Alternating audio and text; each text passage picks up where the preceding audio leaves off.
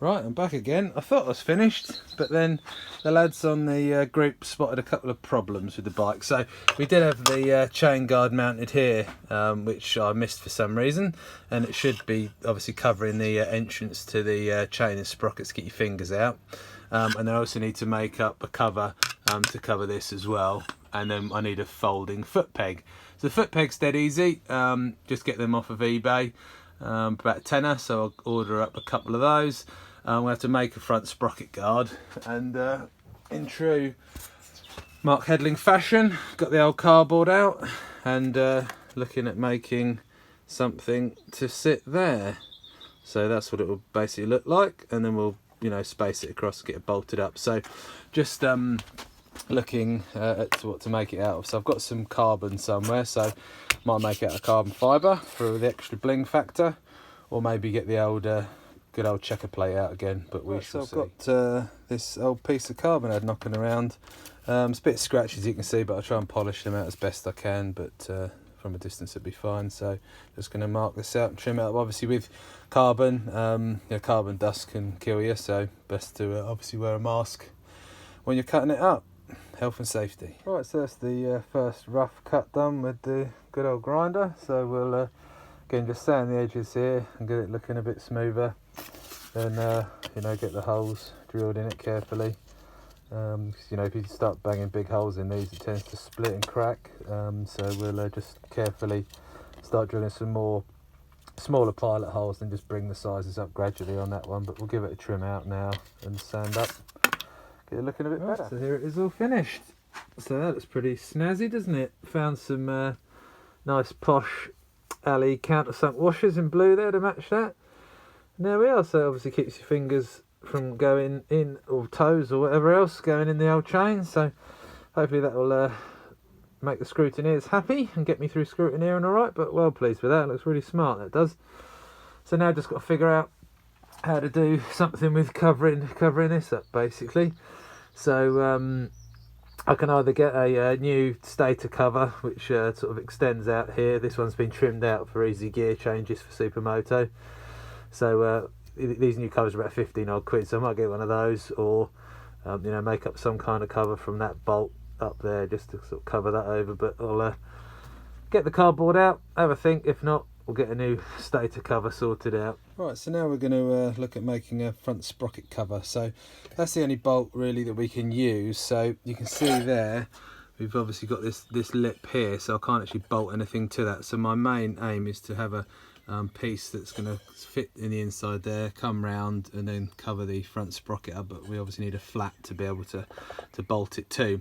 So what I've done, just got a bit of paper and pressed it on there just to get the rough shape of the part we need to cut out. So we're going to get the trusty grinder out, grind that off flat there, so we've got a flat surface to be able to bolt this kind of cover to, and it will probably, where's my pencil, probably look something like this. So we'll have a kind of cover coming around there, something like that, with a pickup bolt at the bottom there, which will be there on that piece. Right, so as you can see, I've cut that section out of there, so we have a nice flat surface now to make up this sprocket cover. And the handy thing with this is obviously being single bolt, I should be able to swing it down, change the front sprocket, swing it back up, then having to take off the whole stator cover. I did get a question on these. Yeah, I did drill this myself with the trusty step drill over there.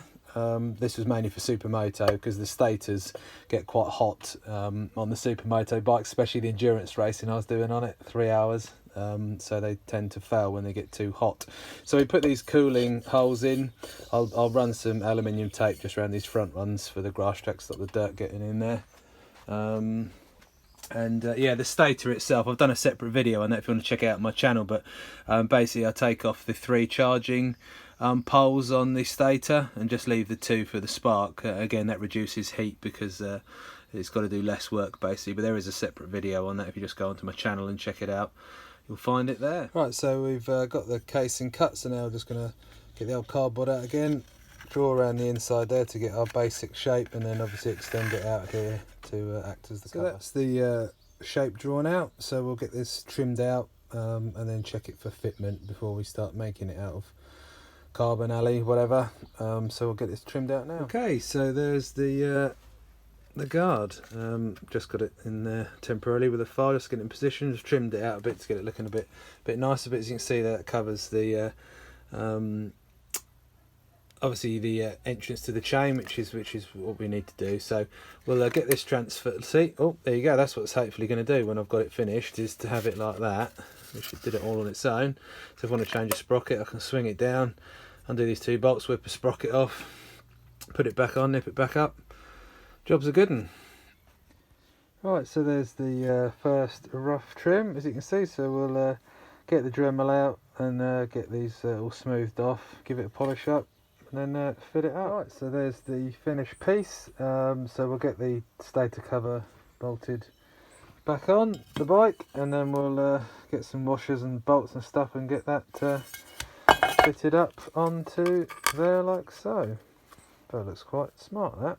Pretty pleased. Hopefully it works. Right, so there we have it. It's finished.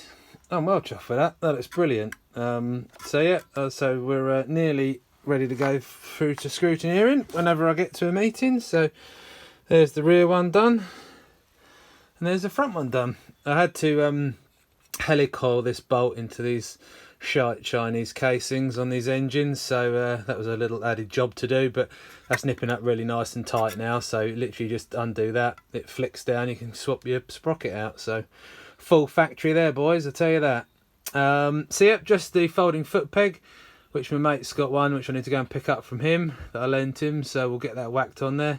Then we are scrutineered, ready to rock and roll to go to our first meeting. So looking forward to that. But the bike at least safe now, and we can go and give it a skid at the weekend. Right, so hopefully that is the final video, but there'll be some more of me playing about on it, I'm sure. But that's most of the big jobs done that I've got to make things for the build anyway. So again, thanks for watching, and I'll catch you on the next one, hopefully doing some skids.